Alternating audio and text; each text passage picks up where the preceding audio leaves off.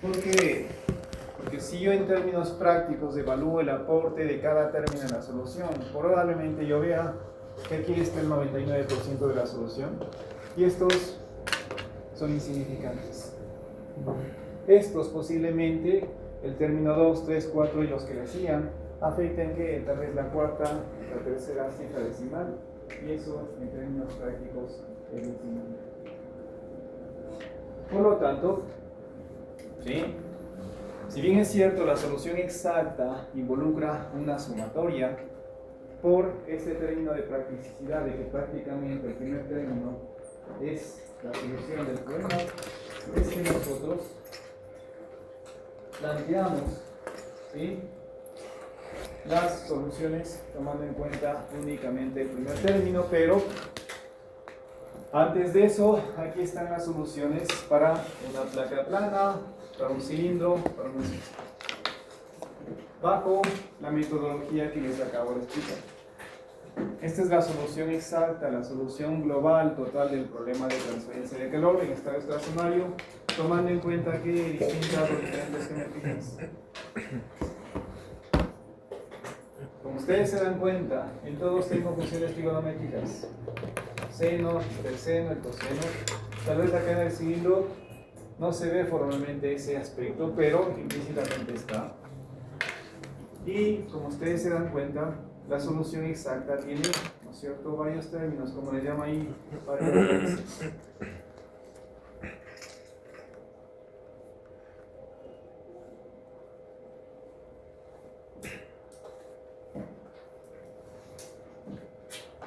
Pero con esta particularidad de que el primer término de la sumatoria es prácticamente lo aporta la mayoría o de forma significativa la solución, es que pasamos de esto a esto,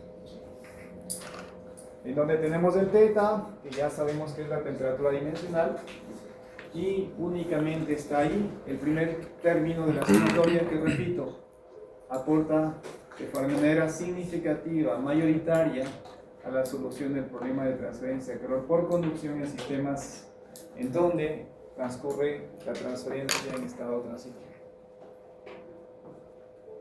¿Sí? Todo esto está ligado a que ese tau sea mayor a 0,2. Eso asegura de que la solución esté concentrada en el primer término de la solución.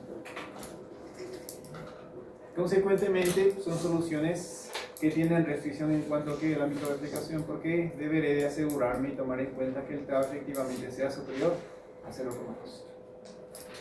Pero lo interesante es que, a pesar de la complejidad del problema, del proceso que hemos seguido para encontrar solución, sobre todo las ecuaciones diferenciales, es que es una ecuación relativamente sencilla de manipular. En estas ecuaciones, ustedes se dan cuenta que tengo que ciertas constantes, este A sub 1, este lambda sub 1, para el plana, para el cilindro, para esfera. Incluso para el cilindro tengo este J sub 0, que nuevamente son constantes que tienen que evaluarse dependiendo del sistema y dependiendo de las condiciones. Por lo pronto, solo quiero que se fijen en la sencillez de la ecuación que van a manipular. Tengo constantes y tengo un coseno, en donde ustedes se dan cuenta que tengo una posición relativa, x sobre l. Posición puntual respecto de que de la totalidad del objeto a nivel de espesor en una placa plana que experimenta transferencia de calor. Del otro caso es que posición puntual a nivel de posición radial respecto de que de la existencia física del cilindro, por eso tienen un R sub 0. Es el radio del cilindro con el cual están trabajando y R es una posición cualquiera entre 0 y R, R sub 0. Lo mismo que en la placa tenemos un espesor y ponemos una posición entre 0 y L y calculamos esta posición relativa. Lo mismo a nivel del cilindro, R sobre R sub 0. Cualquier posición entre 0 y R sub 0 del R, y sacamos una posición relativa, repito, ¿sí? Lo demás, repito, son constantes. Ahora bien, antes de que veamos cómo se evalúan las constantes, algo interesante de ver es que, claro, yo puedo establecer como un punto de partida para ver cuál es el posible patrón de cambio de la temperatura con respecto a la posición y con respecto al tiempo. Y eso muchas de las veces es el punto central del objeto con el cual estamos trabajando. ¿Eso qué significa? Estamos en una placa plana cuando la posición X es igual a 0. Estamos trabajando con un cilindro o con una esfera, será cuando el radio sea igual a 0, justo en la parte central del objeto.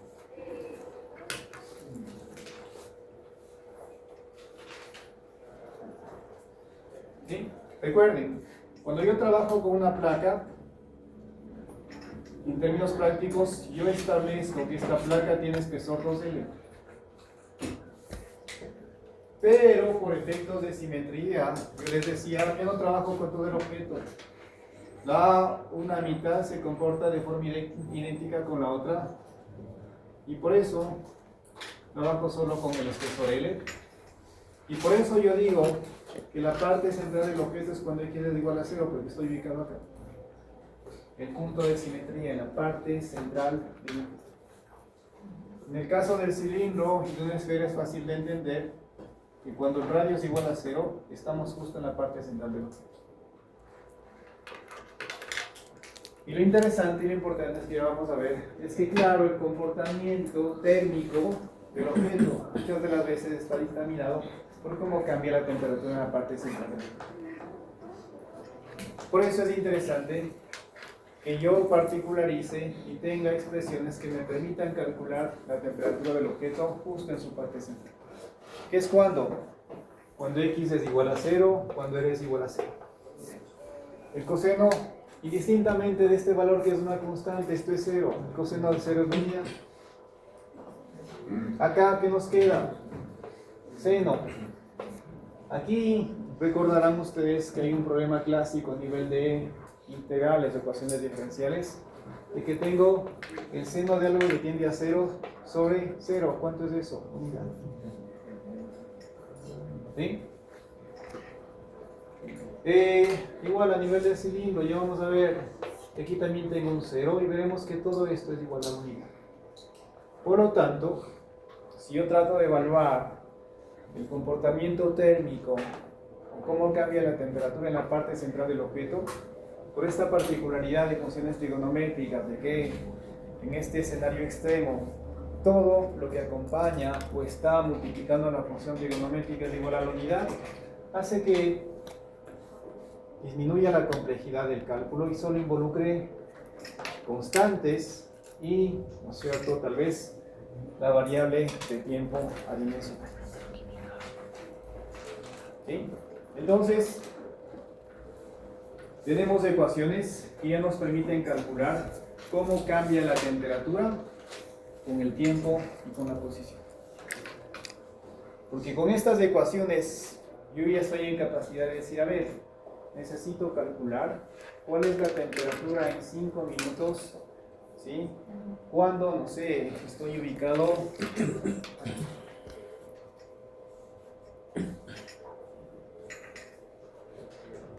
o ya estoy en capacidad de ver cómo es este perfil de temperaturas y cómo cambia si eventualmente tengo tiempos diferentes. Porque deben de darse cuenta que, por ejemplo, este perfil de temperaturas va a estar dado ¿para qué? Para un tiempo determinado, que le voy a poner T1. Este T1 se va a corresponder con un tiempo adimensional dado sub 1 o un Fourier sub 1. Yo voy a decir, quiero calcular este perfil cuando el tiempo sea 5 minutos.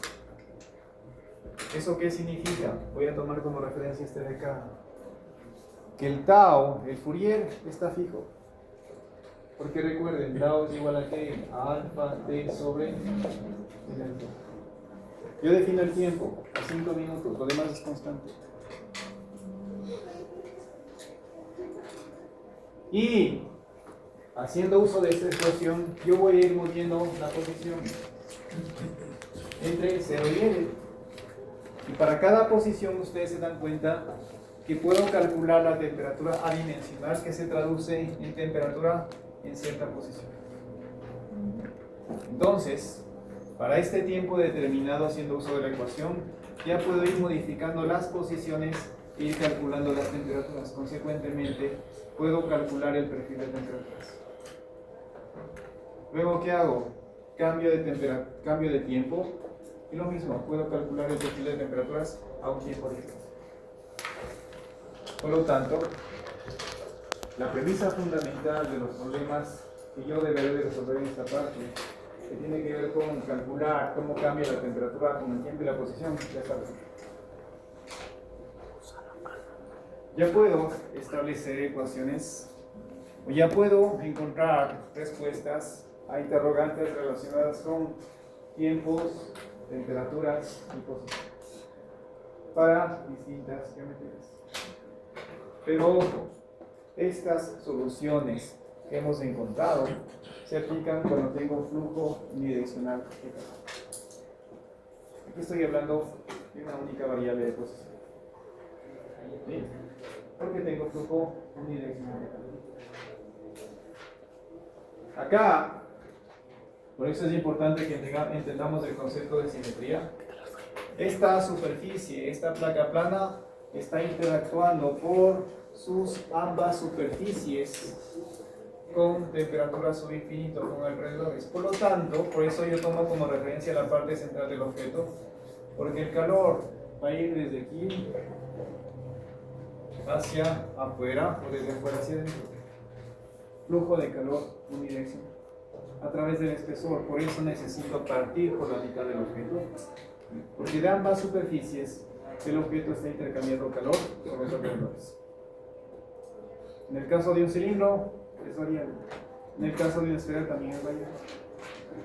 Por eso es importante que recordemos cuándo yo puedo considerar el flujo de calor unidireccional. Y ahí recuerden siempre lo que yo hablo, desproporción. El espesor de una placa plana tiene que ser muy reducido en comparación con el largo y el ancho. El cilindro tiene que ser que largo. Y en el caso de una esfera se habla de efectos espaciales, pero eso básicamente tiene que ver con el hecho de que toda su superficie esté interactuando con los efectos. ¿Sí? Una vez que ya tenemos estas soluciones, ¿sí?, vamos un poco brevemente a revisar cómo evaluamos estas constantes que están presentes en las ecuaciones. Espero que se hayan dado cuenta que a nivel de conducción de calor en estado transitorio, una variable relevante e importante de la transferencia de calor es el grupo dimensional de Biot. Para sistemas concentrados, yo empiezo calculando el Biot para ver si es sistema concentrado. En el planteamiento, en el desarrollo de las ecuaciones, vimos que el Biot está presente. Consecuentemente, este Biot es el grupo dimensional relevante que me va a permitir a mí evaluar que estas constantes que están presentes en las ecuaciones que voy a utilizar. Por eso ustedes se dan cuenta que yo lo que hago es calcular el Biot, y dependiendo de la geometría, si es una placa plana, un cilindro o una esfera, tengo las constantes A sub 1 y lambda sub 1 que estaban presentes en las soluciones para encontrar cómo cambia la temperatura, composición y conjunto. El A1 y el lambda 1 estaban presentes en placa plana y en esfera. Cuando estábamos viendo esta geometría del cilindro, aparte de esas constantes, yo tenía un J sub 0 que se llaman funciones de Bessel, que aparecen en esta geometría. Y del lado derecho ustedes se dan cuenta cómo yo puedo evaluar esta función de Bessel. ¿Ven?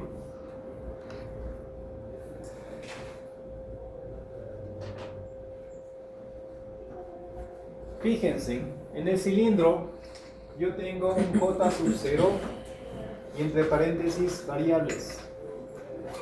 Entonces, ¿qué es lo que yo tendré que hacer? Evaluar si la multiplicación de este lambda sub 1 por R sobre R sub 0, y eso es lo que está en el interior del paréntesis de esta tabla que me permite evaluar esta función de S. Entonces, ese n que ustedes ven ahí es básicamente que lambda sub 1 multiplicado por el R sobre el R sub 0. Yo tendré que multiplicar, evaluar ese valor, obtengo ese valor y ahí ustedes se dan cuenta que me permite encontrar, ¿no es cierto?, esa función de S. Por eso, cuando ustedes están trabajando en la parte central del cilindro, ¿qué pasa? Ese n es a lambda sub 1, r sobre r sub 0. Si r es igual a 0, todo lo demás se hace 0. Por eso parto desde 0. J sub 0 de Cn es la unidad. Y, ¿no es cierto?, por eso entiendo por qué la solución, cuando estoy trabajando en la parte central del cilindro, esto es igual a la unidad y me queda únicamente este término de ahí. ¿Sí? Entonces, repito, lo que yo debería hacer es calcular el número de Biot. En función de este número de Biot para una placa plana y para una esfera, evalúo las constantes A1, lambda sub. En el caso del cilindro es ligeramente diferente. Tengo que evaluar lo que está en el paréntesis del J sub 0, ese es el n que está ahí, y evalúo el J sub 0, las constantes. Ustedes me dirán, pero oye, también aparece un J sub 1. Eso se aplica cuando quieren calcular transferencia de calor, que es un poco lo que vamos a explicar a continuación. Con estas soluciones, vuelvo y repito, ¿qué puedo hacer ahora? Calcular temperatura en función de tiempo y en función de posición. Perfiles de temperatura. Pero a veces, ¿sí?, me interesa más calcular que flujos, razones de transferencia de calor. ¿Sí? ¿Cómo lo voy a hacer? Aquí están las ecuaciones. Y estas ecuaciones un poco tienen el tinte de que tal vez, ¿sí?, yo deba de tomar en cuenta o tome como referencia que la cantidad máxima de calor que se puede transferir. Recuerden, estamos hablando de un problema en condiciones transitorias, no estacionarias. La lógica o la premisa del problema es que yo tengo un objeto que en un tiempo determinado, ¿sí?, tiene cierta temperatura.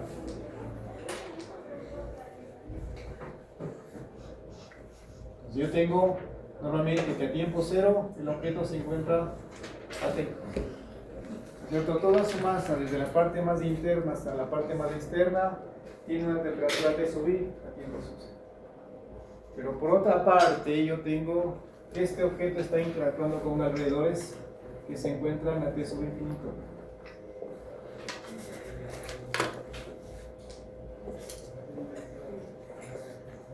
Y claro, T sub I es distinto de T sub infinito. Consecuentemente, existe la fuerza impulsora para que se desencadene la transferencia de calor. ¿Sí? Si T sub I es mayor que T sub infinito, pierde calor. Si T sub infinito es mayor que T sub I, gana calor. ¿Sí? Pero debemos de tener presente de que este objeto, por efecto de la transferencia de calor que está haciendo, está modificando su contenido energético. Y lo más visible, o lo que explica por qué está modificando su contenido energético, es porque está cambiando su temperatura. ¿Sí? Y si está modificando su temperatura, está cambiando su contenido energético. Y yo podría evaluar cómo cambia el contenido energético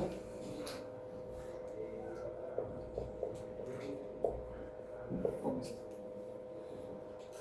¿Sí? Esta ecuación que me permite a mí entender o visualizar es la cantidad de energía, ¿no es cierto?, que tengo que dar al objeto para que cambie su temperatura. Es la cantidad de calor que el objeto está ganando o está perdiendo. Pero tengamos presente de que el objeto, ¿no es cierto?, en qué escenario o como máximo cuánta energía va a perder o va a ganar, estará determinada por este diferencial de componentes. Es lo máximo que puede ganar. Porque el objeto, cuando transcurre tiempo infinito, ¿qué va a pasar? que su temperatura va a pasar desde T sub i hasta T sub infinito, es lo máximo que puede hacer. ¿No es cierto? No puede calentarse más que T sub infinito en caso de que este sea mayor. No podrá enfriarse por debajo de T sub 0, T sub infinito, perdón, si esta temperatura es menor que T sub. Como máximo, podrá alcanzar este T sub infinito. Y si alcanza este T sub infinito, es la cantidad máxima de calor que el objeto puede ganar o puede perder. ¿Sí? Pero eso está ligado a la variable tiempo. Este caso hipotético en el cual T sub i es prácticamente igual a T sub infinito ocurre cuando tengo que un tiempo infinito. No sé cuánto tiempo tenga que transcurrir. Pero cuando esto ocurre, el objeto ha ganado o ha perdido, perdón, la máxima cantidad posible que puede ganar o perder el objeto.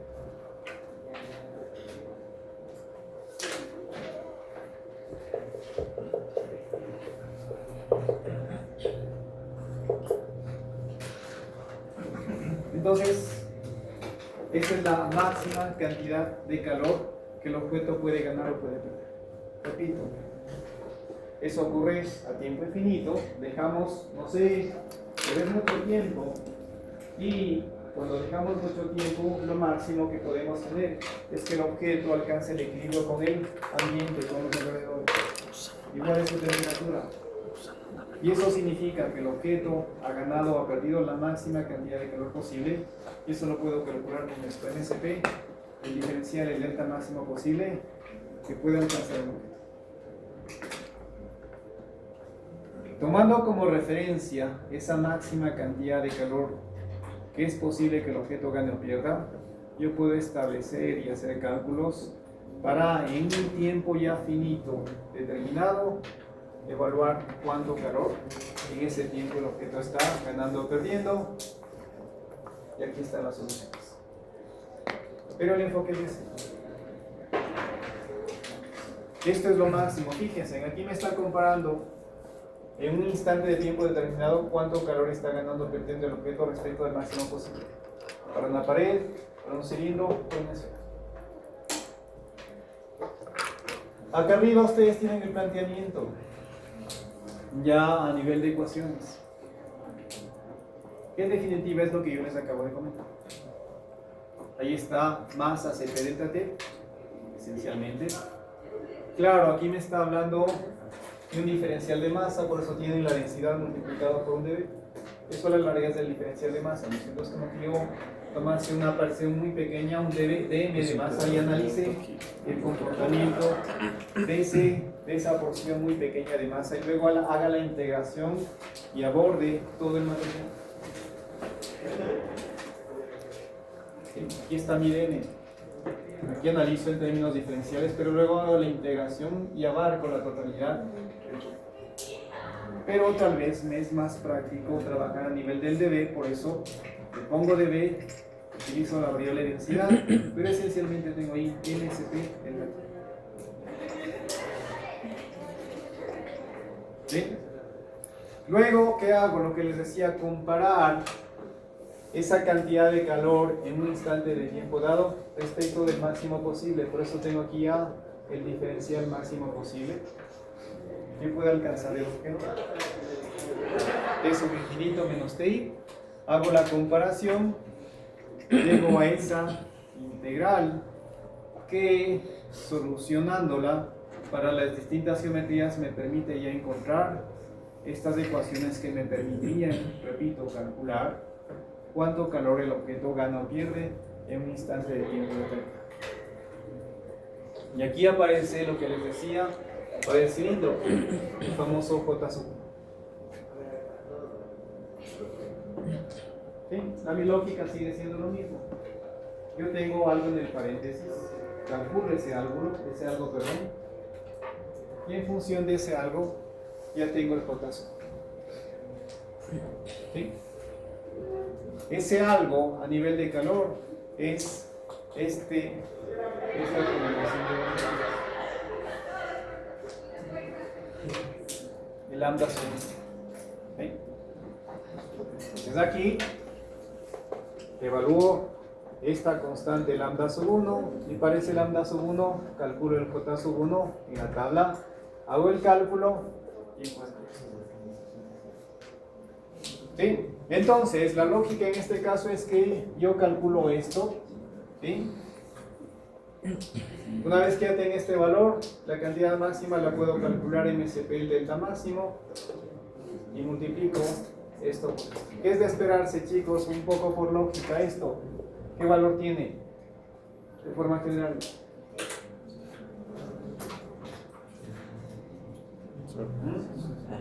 Tiene que ser menor a 1. ¿Por qué? Porque estoy comparando una transferencia de calor, una cantidad de calor que gana o pierde el objeto respecto del máximo posible. Y eso es menor a 1. Por lo tanto, cuando ustedes hagan cálculos de esta naturaleza, es imposible que les salga un valor mayor. Por la naturaleza del problema, como les he dicho, si esto está más caliente, T sub infinito, que T sub I, como máximo el material, ¿sí?, igualará esta temperatura. Y eso ocurre cuando el objeto ha ganado la máxima cantidad de calor que le sea posible. Y eso es a tiempos muy grandes.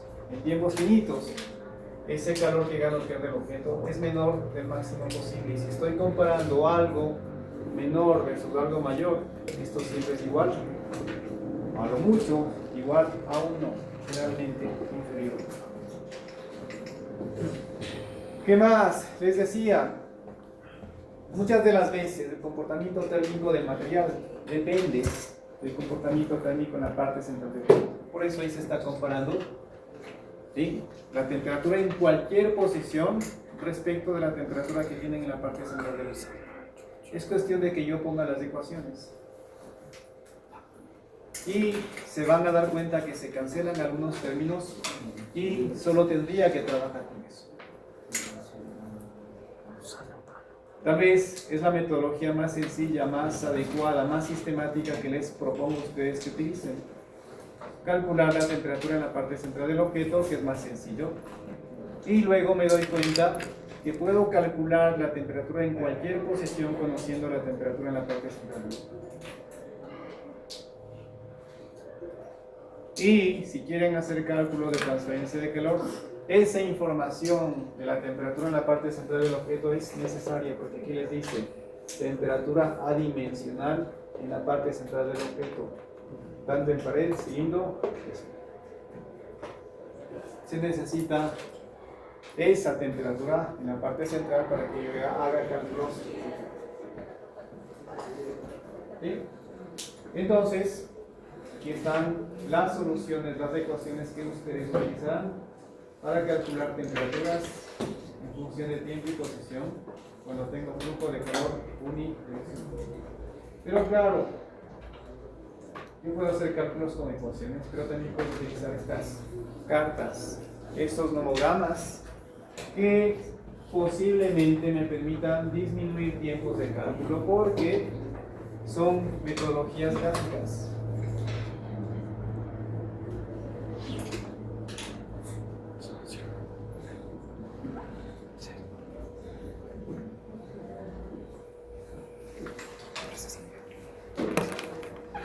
La precaución que ustedes deberán de tener es que las gráficas son particulares y dependen de qué, de la geometría. Tendrán gráficas de esta naturaleza, como ustedes se dan cuenta en la parte superior derecha, le dice para una placa plana. Pero, sí, las gráficas se parecen. Ahí me dice placa plana, me parece que sí tengo para cilindro, ahí está. Y también me parece que hay por un espejo. La característica es que son líneas rectas, pero cada geometría tiene su carta, tiene su nomograma particular. Estas cartas de estos nomogramas lo que me permiten es que calcular la temperatura del objeto en la parte central del mismo. ¿Cómo? Tengo que calcular el Fourier, el tau, el tiempo dimensional. Tengo que calcular el inverso del Biot, ¿sí? Porque estas rectas, estas curvas, obedecen a este inverso de Biot constante. Calculo el tau dimensional.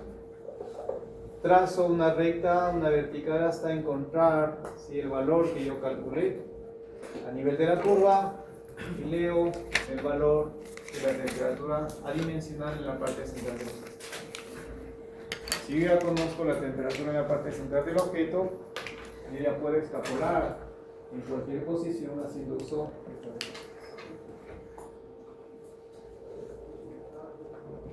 ¿Sí? Fíjense. Si yo ya tengo la temperatura en la parte central, está en el denominador, lo único que haría es el coseno, lambda 1 que lo tengo que evaluar con el Biot, y la posición relativa X sobre L. Yo fijo esa posición.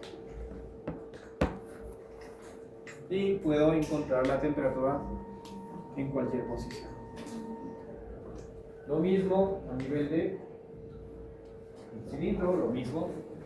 Tau, Fourier, tiempo dimensional, el inverso del Biot. Y leo la temperatura adimensional en la parte central. En una esfera lo mismo. Tau, Fourier, tiempo dimensional, inverso del Biot. Y leo lo que es la temperatura adimensional en la parte central del objeto. Esta naturaleza de cálculos también se puede hacer para que cada flujo de calor.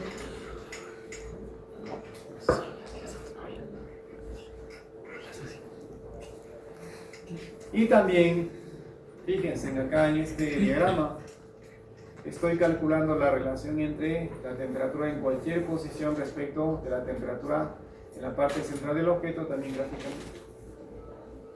Inverso de Biot, aquí me está dando ya la posición relativa. Y gráficamente también ya podría encontrar esa solución. A nivel de flujo de calor, lo mismo, el Q en un tiempo determinado versus lo máximo posible. Ahí tengo la multiplicación de dos grupos adimensionales, Biot al cuadrado por tau. Estas curvas ahora son Biot y leería la relación entre el calor versus el máximo. Ojo chicos con lo que está pasando acá. Aquí yo tengo un objeto, ¿sí?, que está ganando o está perdiendo acá. ¿Sí? Pero es un objeto que tiene una masa. Aquí no hablamos del flujo másico. Consecuentemente, cuando yo calculo esta energía que gana o pierde el material, tiene unidades netas de qué, de energía. No está involucrada la variable. ¿Sí? Por eso ustedes tienen Q sobre Q máximo y el Q no tiene punto arriba, porque el Q con el punto arriba significa convertir todo. ¿Sí? Tengan precaución con las unidades. Porque aquí solo estoy calculando la energía que gana o pierde el material en el instante de tiempo determinado. A 5 segundos, ¿cuánto ha perdido el material de energía o cuánto ha ganado de energía? Pero, ¿no es cierto?, me estoy centrando en el material, porque su temperatura está cambiando hasta cierta temperatura que depende del tiempo y también obviamente en una posición determinada. Pero no hay que perder de cuenta que aquí tengo un peso infinito y aquí hay convección. Y si yo hago esto, ¿sí?, recuerden que esto ya es que razón de transferencia de calor y energía por mol. ¿Sí? Entonces a veces hay que tener en cuenta precaución en lo que es.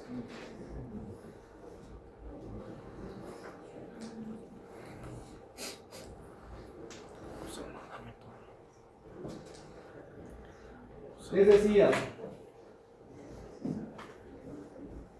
aquí hay que tener precaución en cuanto a cómo calculamos el número de Biot. En sistemas concentrados, ¿sí?, utilizábamos el Biot como H, longitud característica sobre K, pero la longitud característica era que volumen sobre área de transferencia. Ahora, cuando yo dejo de lado sistemas concentrados, utilizo el Biot, concebido como H, longitud característica sobre K. Pero la longitud característica ya es diferente.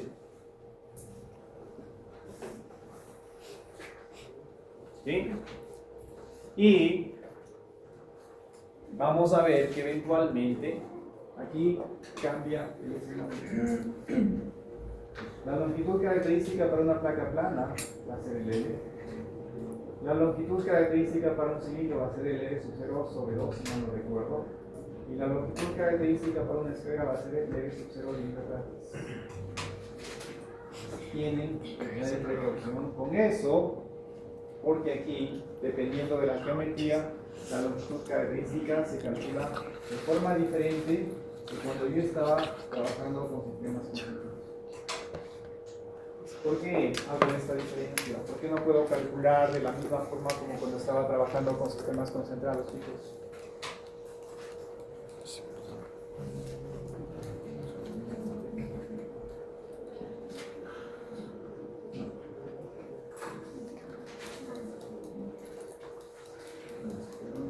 Chicos, ese tipo de cosas bien preguntan en el examen teórico. Es lógica, es entendimiento. Con eso veo si me prestan atención o si entienden el fenómeno o entienden la transferencia de calor.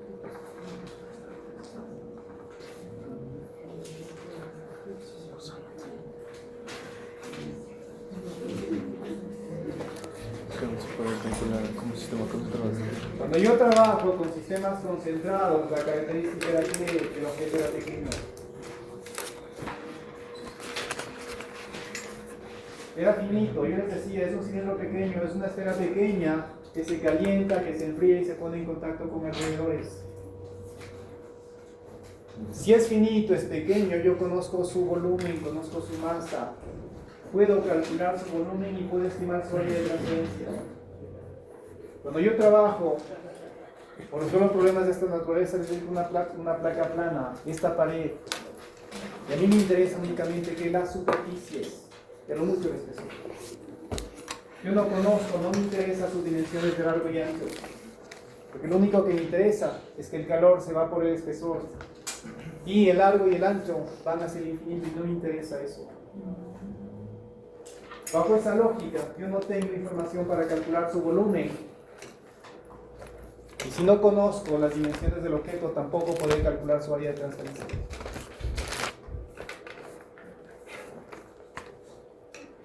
Por eso, aquí hablo de la desproporción, espesor pequeño en comparación del resto de dimensiones. Y a mí me interesa únicamente el espesor, lo otro no conozco.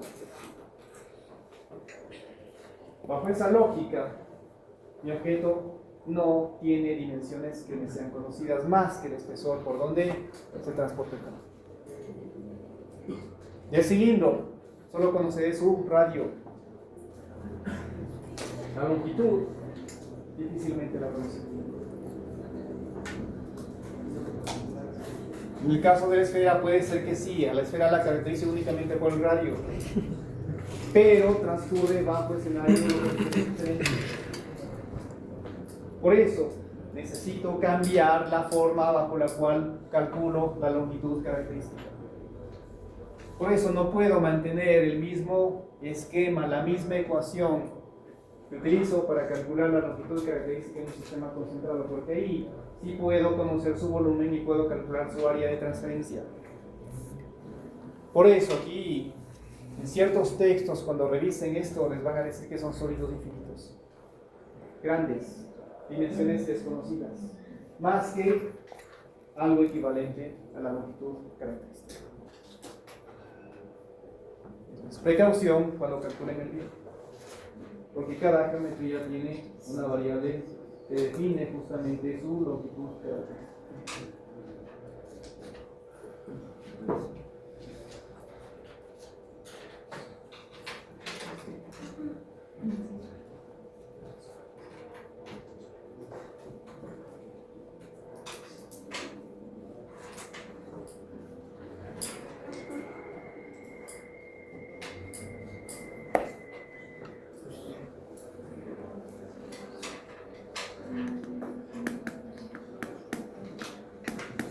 Aquí un poco les da la guía. Así ustedes leen en la parte superior, les dice coeficientes usados en la solución aproximada de un término en la conducción de calor unidimensional en régimen transitorio en paredes planas, cilindros y esferas. Ya les dice bio es igual a HL sobre K para una pared plana de espesor 2L. Entonces, en una pared plana, la longitud característica ha sido L, siempre y cuando el espesor sea lo que es. Y les dice que biod es igual a H R sub 0 sobre K para un cilindro y una esfera. Eso significa que la longitud característica para el cilindro y la esfera ha sido R sub 0. ¿Sí? Ahora bien, vamos a trabajar con varios ejemplos para aplicar. Antes de entrar en los problemas, les decía, un caso particular, estas ecuaciones necesariamente tienen que ser los sistemas concentrados. Y a veces puede ocurrir que ustedes están dando un examen, no se dan cuenta de que les he puesto un problema en sistemas concentrados y aplican esto. La solución al final tiene que ser así. Pueden aplicar esta metodología que acabamos de ver, aun cuando el sistema se comporte como un sistema concentrado, la solución no será distinta. Pero claro, será mucho más fácil que yo directamente haga este cálculo antes que todo el procedimiento, porque aquí es más tiempo, hay que calcular constantes, A1, lambda 1 por lo bajo.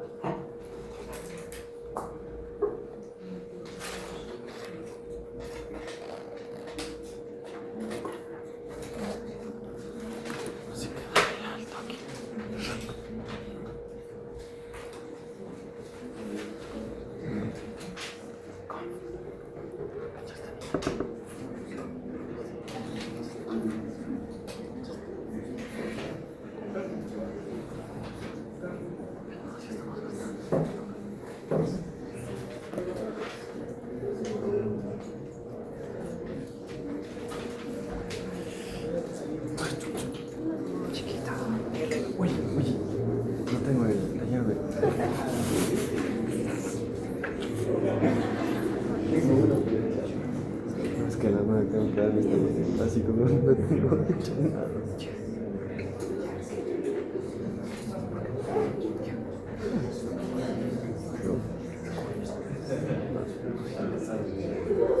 No, con culo es una más blanquita.